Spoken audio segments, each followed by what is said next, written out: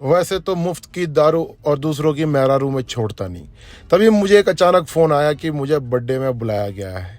Free का खाना सुन के मैं अपनी गाड़ी उठाया और चल पड़ा। मैंने अपने दोस्त को बोला तू भी आ जा। उसने कहा मैं भी इनवाइटेड हूँ। तो मैं कहा चल जल्दी फटाफट गाड़ी में बैठ जा, हम दोनों चलते हैं। तभी पता चला हमारे एक तीसरे दोस्त को भी बर्थडे में बुलाया गया है। तो उसने कहा चलो मैं भी आपके साथ चल पड़ूंगा।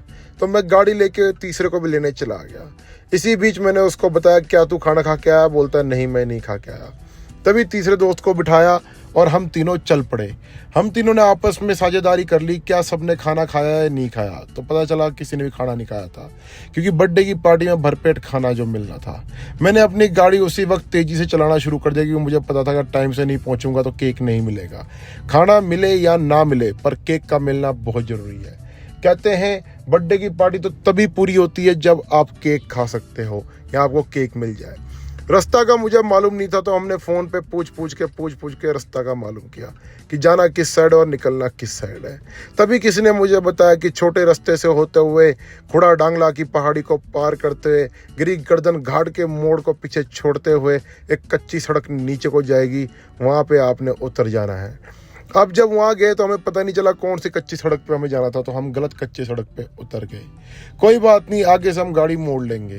तभी पता चला ये तो ऑफ रोडिंग हो रही है बर्थडे पार्टी के नाम पे। अच्छा वह स्कॉर्पियो लेके आया। तभी हम वहाँ से मुड़े, क्योंकि सड़क जो था वो गलत था, नीचे खाई की तरफ शमशान घाट को जा रहा था।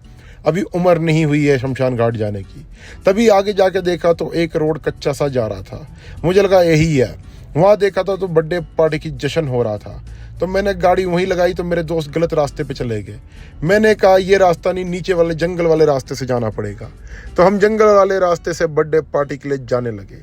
बरसात का मौसम था, हरी हरी घास और झाड़ जंगल उग रखे थे, कहीं आप आके ढस ना ले, इसलिए हमने आराम आराम से चलना शुरू किया। तभी देखा जहाँ हमें पहुँचना था वहाँ मेरे दोनों दोस्त मुझसे पहले पहुँच चुके थे।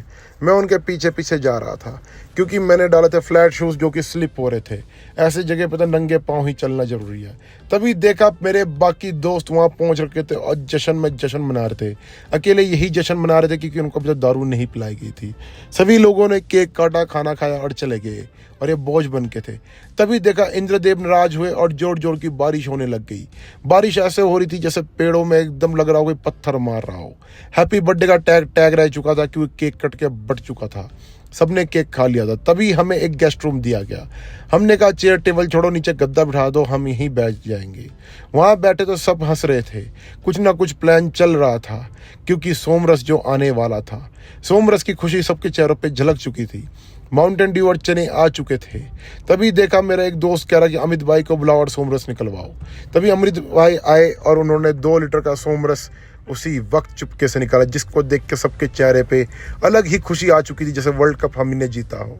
तभी हमने लिटल लिटल बनाना शुरू कर दिया। दारू पीना छोड़ दिया था, इसलिए मैंने माउंटेन ड्यू डाल लिया, क्योंकि नशा पूरा होना चाहिए। क्योंकि हर ग्रुप में एक चकनाचोर होना चाहिए जो चकने की ऐसी की तैसी फेर दे, और वो चकनाचोर इस बार मैं था। चकना खाया, दारू पी सबने, और ड्यू पी के मैं भंट होके पूरे नशे में बैठ गया खाना खाने। ड्यू मैंने इतना पी लिया था कि नशा मेरे सर पे चढ़ चुका था। तभी देखा सोलन की शादियों में, सोलन के बड्डों में मंडियाली धाम चला हुआ। बहुत नाम सुना था, तो आज बैठ के वो भी खा लिया। अलग ही मज़ा था इस धाम को खाने का।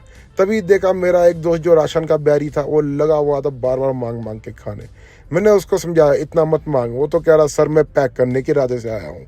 मैंने कहा करवा लियो पैक। इसी बीच अंधेरा बढ़ता जा रहा था। हमने सोचा चलो बर्थडे पार्टी यहीं ख़त्म करें और चुपचाप घर चल पड़े, क्यों अंधेरे में कुछ दिख नहीं रहा था। सबने दारू पी रखी थी, तो कोई भी कहीं भी गिर सकता था। मैंने कहा तुम लोग बस ऑटो को छोड़ो, मेरी स्कॉर्पियो पे लोड हो जाओ, मैं तुम लोगों को घर छोड़ दूंगा। अंधेरा इतना बढ़ चुका था कि हमें पता नहीं चल रहा था कि हम झाड़ जंगल में जा रहे हैं या गाड़ी के पास जा रहे हैं। तभी हम अपनी गाड़ी के पास पहुँचे और गाड़ी में हमने सबको बिठाया धीरे धीरे, और हमने गाड़ी निकाल ली घर की तरफ। रास्ते में बहुत ज़्यादा मिट्टी और फिसलन था, पर मुझे क्या, मेरे पास तो स्कॉर्पियो था। मुझे कौन सा डर है, मैं तो अगर चौथे गियर में ना सही पहले मैं भी निकालूंगा।